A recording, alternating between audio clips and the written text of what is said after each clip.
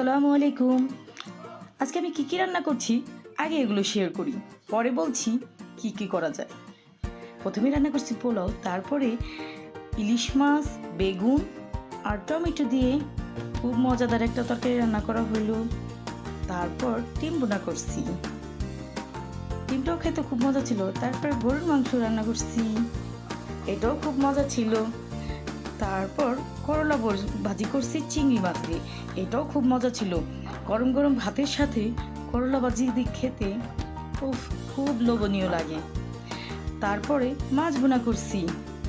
এখন সব কিছু করা শেষ, আমার ঘর দুয়ার গোছানো অলমোস্ট কমপ্লিট। কারণ আমাদের বাসায় আসছে খুব স্পেশাল মেহমান আসছে।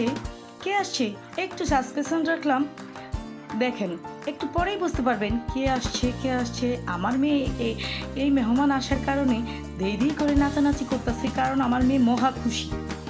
কে আসতেছে একটু একটু ধৈর্য ধরেন, কে আসতেছে এখনই বুঝতে পারবেন।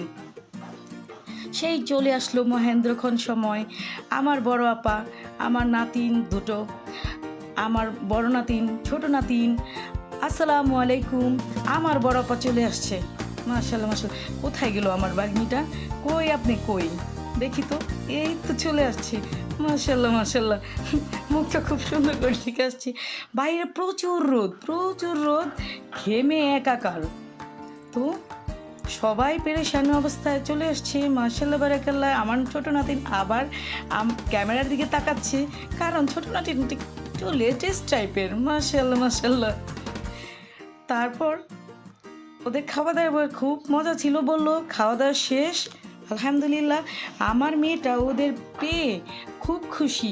আমার মেয়ে ওদের জড়াজড়ি করে ধরতেছে, আমার নাতিনরাও আমার মেয়েকে খুব আদর করতেছে। ওদের আদর দেখলে আমার মনে হয় আমিও ছোটোবেলায় চলে যাই। মাশাআল্লাহ, ওরা উপরে চলে গেল, আমার মেয়েও উপরে চলে আসছে। তারপরে ওরা তো সুন্দর মাশাআল্লাহ বারাকাল্লাহ নাচানাচি করতেছে। আমার মেয়ে দৌড় দিছে, সাথে সাথে আমার নাতিনগুলো চলে গেল। এখন ওদের বিদায়ের পালা, ওরা চলে যাচ্ছে। যদি আমাদের ভিডিওটা আবার ভালো লাগে আপনাদের, একটু লাইক করবেন, কমেন্টস করবেন। আসসালামু আলাইকুম।